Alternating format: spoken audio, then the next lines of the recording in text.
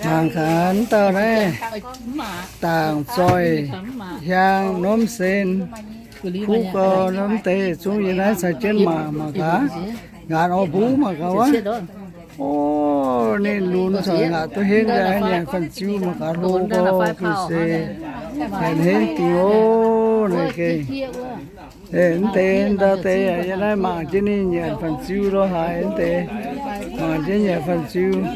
ôi mà trên này ngàn ô phú nên tao nhà ngàn cái